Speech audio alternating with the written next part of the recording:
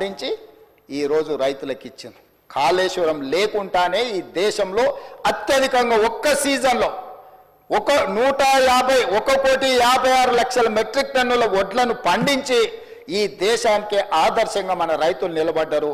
వాటన్నిటిని కొనుగోలు చేసి 3 రోజుల్లోనే రైతులకు ఈరోజు మేము వాళ్ళ నగదు వాళ్ళ ఖాతాలలోకి బదిలీ చేసాం.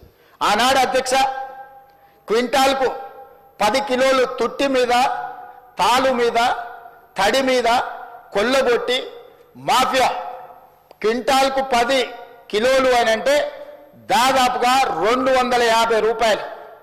కోటి మెట్రిక్ టన్నులు అంటే దాదాపుగా ఎన్ని వేల కోట్ల రూపాయలు ఆనాడు కమిషన్ల కింద మిల్లర్లు ఆనాటి ప్రభుత్వం మంత్రులు గచ్చి కొల్లగొట్టినరు. మీరు చూడండి అధ్యక్ష, లెక్క వేయండి. కానీ మేము వచ్చిన తర్వాత 1 కిలో కూడా తుట్టి, తాలు, తవుడు పేరు మీద తీయనీయలేదు అధ్యక్ష. తోలు తీస్తామని చెప్పినాం అధ్యక్ష. మిల్లర్లు ఎవరైనా తాలు పేరు మీదనో, తడి పేరు మీదనో, తుట్టి పేరు మీదనో 1 కిలో తీస్తే కూడా మీ తోలు తీస్తామని చెప్పి విజిలెన్స్ అండ్ ఎన్ఫోర్స్మెంట్ పోలీస్ సిబ్బందిని అప్రమత్తం చేసి నిరంతరం మా మంత్రి గారి పర్యవేక్షణ చేసుకుంటూ రైతుకు 1 కిలో కూడా తగ్గకుండా రైతు పండించిన పంట గిట్టుబాటు ధర ఇచ్చి కొనుగోలు చేసిన చరిత్ర, రైతులను ఆదుకున్న చరిత్ర మాదే అధ్యక్ష. ఇదే కాదు అధ్యక్ష, రైతుల సమస్యలు పరిష్కరించడానికి శాశ్వతమైన ఒక వ్యవస్థ ఉండాలి అని గతంలో రైతుల సమస్యలను పట్టించుకున్న వాళ్ళే లేకపోవడం వల్ల రైతు కమిషన్ ఏర్పాటు చేసి వ్యవసాయం పట్ల చిత్తశుద్ధి నమ్మకం ఉన్న కోదండ రెడ్డి గారిని మొట్టమొదటిసారి తెలంగాణ రాష్ట్రంలో విధానపరమైన నిర్ణయం తీసుకొని రైతు కమిషన్ వేసి దానికి వ్యవసాయము, రైతుల పట్ల సానుభూతి, రైతులను ఆదుకోవాలన్న ఆలోచన ఉన్న వాళ్ళను ఈరోజు కమిషన్ చైర్మన్గా మెంబర్స్కి వేసి ఈరోజు రైతుల సమస్యలను స్టడీ చేసి ప్రభుత్వం నిరంతరం ఒక ప్రక్రియ కింద మేము తీసుకొని ముందుకెళ్తున్నాం అధ్యక్ష. ఇట్లా రైతులను పండించిన పంట, రైతులకు నీళ్లు, రైతులకు 24 గంటలు ఉచిత కరెంటు ఇవ్వాలని, చివరి ఆయకట్టు వరకు నీళ్లు ఇవ్వాలని అన్ని రకాల కార్యక్రమాలను, కార్యాచరణను తీసుకొని ఇటు గల్లీ నుంచి ఢిల్లీ వరకు ఈ రైతులకు రావాల్సిన నీళ్ల మీద కొట్లాడుకుంటూ ఈరోజు ముందుకు వెళ్తున్నాం అధ్యక్ష. ఇంతకుముందే పెద్దలు ఉత్తమ్ కుమార్ రెడ్డి గారు సమాధానం చెప్పినారు. ఇక్కడ నేను ప్రస్తావించదలుచుకున్న నీటి గురించి.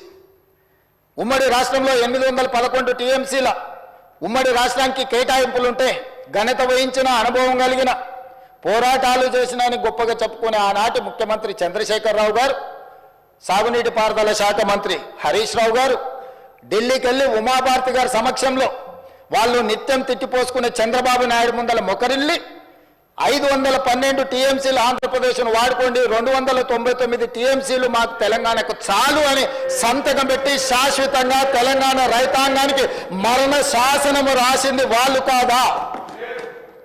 2021లో ప్రతి సంవత్సరం వచ్చి రెన్యువల్ చేసుకునేందుకు మాకు ఓపిక లేదు, తీరిక లేదు, ఫామ్ హౌస్ల నుంచి మేము రాలేము. పర్మనెంట్గా ఈ ఒప్పందాన్ని ఒప్పుకుంటున్నాను. 2021-22లో శాశ్వత మరణ శాసనం రాసింది చంద్రశేఖరరావు గారు, హరీష్ రావు గారు కాదా అని నేను అడుగుతున్నా అధ్యక్ష.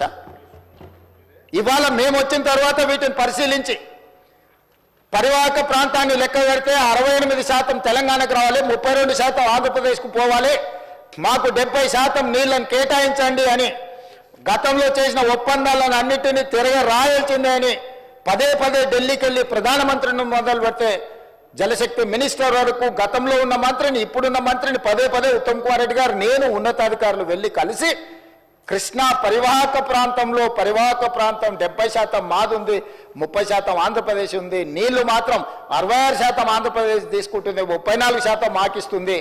చంద్రశేఖరరావు గారు మా రైతాంగం పట్ల మరణ శాసనం రాసిండ్రు, దీన్ని తిరగ రాయండి, తిరగ తోడండి అని కొట్లాడి దాన్ని కేఆర్ఎంబీ నుంచే కాదు సుప్రీంకోర్టు వరకు కొట్లాడింది మేము కాదా అధ్యక్ష? మేం కష్టపడి కొట్లాడి నిరంతరం చేస్తుంటే మీ తప్పిదాలు ఎక్కడ బయట పడతావో అని చెప్పి ముందుకు ముందే ఎగబడి అబద్ధాలు చెప్పి ఎదురుదాడి చేసి ఎంతకాలం బతుకుతారు అధ్యక్ష? ఇవాళ నేను గుర్తు చేయదలుచుకున్న అధ్యక్ష, ఆనాడు తమరుగూడ శాసనసభ్యులు 2004లో డాక్టర్ వైఎస్ రాజశేఖర రెడ్డి గారు ముఖ్యమంత్రిగా ఉన్నప్పుడు కడప ఇన్ఛార్జ్ మినిస్టర్ ఎవరు అధ్యక్ష? కీర్తిశేషులు నాయన్ నరసింహారెడ్డి గారు కాదా? హరీష్ రావు గారు ఎమ్మెల్యే కాకున్నా మంత్రిగా రాజశేఖర రెడ్డి గారు మంత్రివర్గంలో చేరిన మాట వాస్తవం కాదా? రాజశేఖర రెడ్డి గారు ఆశీర్వాదంతో కేంద్రంలో మంత్రి అయింది చంద్రశేఖరరావు కాదా అధ్యక్ష? చంద్రశేఖరరావు గారు కేంద్ర మంత్రిగా ఉన్నప్పుడే 4,000 క్యూసెక్కులు ఉన్న పోతిరెడ్డి పాడు 44,000 క్యూసెక్కులకు పెంచిన మాట వాస్తవం కాదా? ఆనాడు మరి శశిధర్ రెడ్డి, పి జనార్దన్ రెడ్డి గారు సొంత ప్రభుత్వంలో ఉండి కూడా పోతిరెడ్డి పాడు పొక్క పెద్దది చేస్తే శాశ్వతంగా తెలంగాణ ఎడారిగా మారుతుంది, దాన్ని అడ్డుకోవాల్సిందని ఇదే శాసనసభలో నిటారుగా నిలబడి కొట్లాడింది పి జనార్దన్ రెడ్డి కాదా? ఆనాడు రాజశేఖర రెడ్డి గారికి హారతులు ఇచ్చింది చంద్రశేఖరరావు, హరీష్ రావు గారు కాదా అని నేను అడుగుతున్నా అధ్యక్ష. ఆనాడు మంత్రివర్గంలో ఉన్న మీరు, ఆనాడు కడప జిల్లా ఇన్ఛార్జ్ మంత్రిగా ఉన్న నాయన నరసింహారెడ్డి గారు, మీరు శాశ్వతంగా తెలంగాణ హక్కులను తాకట్టు పెట్టి తెలంగాణ నిడారిగా మార్చి నా పాలమూరును, నల్లగొండను, రంగారెడ్డి జిల్లాను వలసల జిల్లాలుగా మార్చి, ఫ్లోరైడ్ జిల్లాలుగా మార్చి ఈ రైతులను పొట్టన పెట్టుకున్నది మీరు కాదా? మీ నీతి, మీ జాతి తెలంగాణ సమాజం మర్చిపోయిందని మీరు అనుకుంటున్నారా? ఆనాడు మేము లేమా ఈ సభలలో?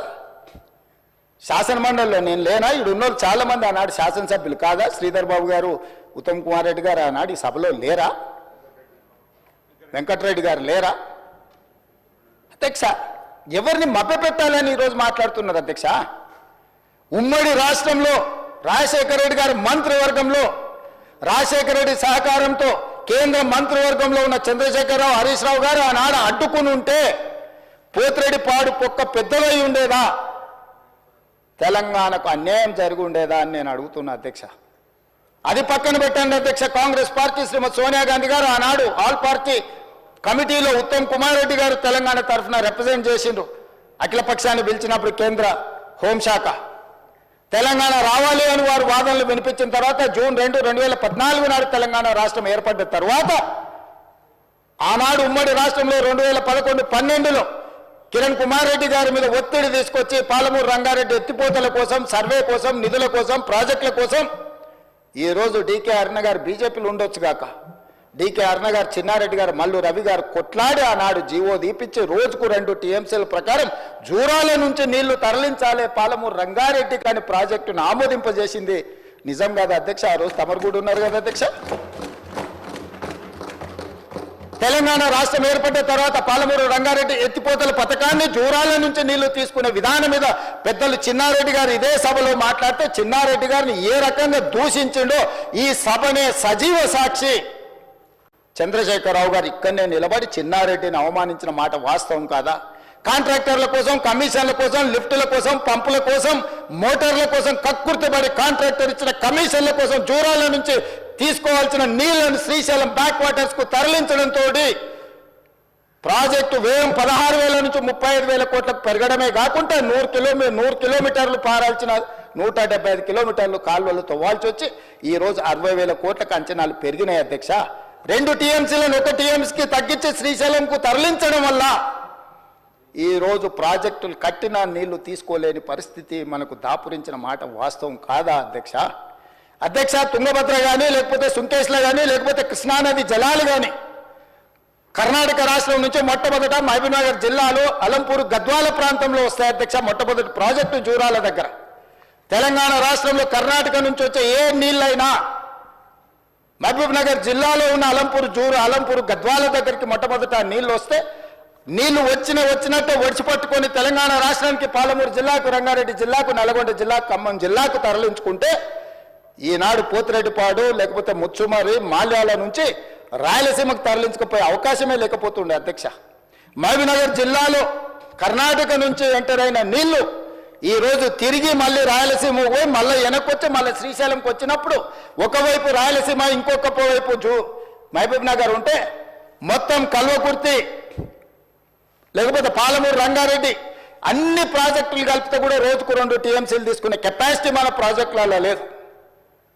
ఇవాళ ఎస్ఎల్బీసీ ఆనాడు రాజశేఖర రెడ్డి గారు ఉన్నప్పుడు ఫ్లోరైడ్ జిల్లా అయిన నల్గొండ జిల్లాకు 3,60,000 ఎకరాలకు గ్రావిటీతో నీళ్లు ఇవ్వాలని ఎస్ఎల్బీసీని ఆనాడు 2,000 కోట్లతో ప్రారంభిస్తే ఆనాడు దాదాపుగా 20 పైగా కిలోమీటర్లు ఉమ్మడి రాష్ట్రంలో టన్నెల్ తవ్వుతే నువ్వు తెలంగాణ వచ్చిన తర్వాత 4 ఏళ్లలో పూర్తి చేయాల్సిన ప్రాజెక్టును 10 ఏళ్ళైనా పూర్తి చేయక 10 కిలోమీటర్లు పక్కన పెట్టి ఈరోజు శాశ్వతంగా నల్గొండ జిల్లాను ఫ్లోరైడ్లో ముంచి అక్కడి రైతుల చావులకు కారణం నువ్వు. ఆ ప్రాజెక్టు పూర్తి చేస్తే ఎవ్రీ డే 4000 క్యూసెక్కులు నీళ్లు తీసుకపోతే గ్రావిటీతోనే రూపాయి ఖర్చు కూడా లిఫ్టుల మీద పెట్టాల్సిన అవసరం లేకుండా ప్రాజెక్టు కంప్లీట్ అయి ఉండేది అధ్యక్ష. ఇవాళ జరిగిన ఎస్ఎల్బిసి ప్రమాదానికి ఆ 8 మంది చావులకు నువ్వు కారణం కాదా? వాటి వివరాలు నేను మళ్ళీ చెప్తా అధ్యక్ష. అలాంటిది పాలమూరు రంగారెడ్డి ఎత్తిపోతలు తెలంగాణ రాష్ట్రం వచ్చినాక ప్రారంభించి 10 సంవత్సరాలైనా నువ్వు పూర్తి చేయలేదు.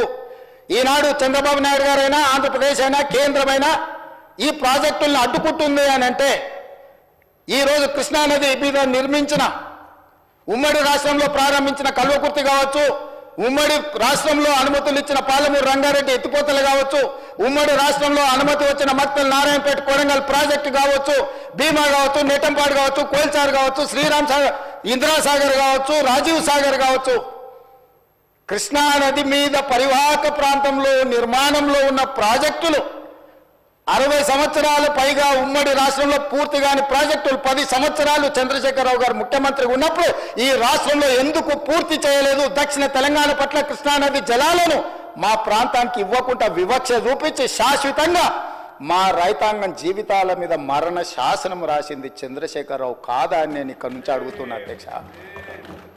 ఇవాళ ప్రతిపక్ష నాయకుడు వచ్చి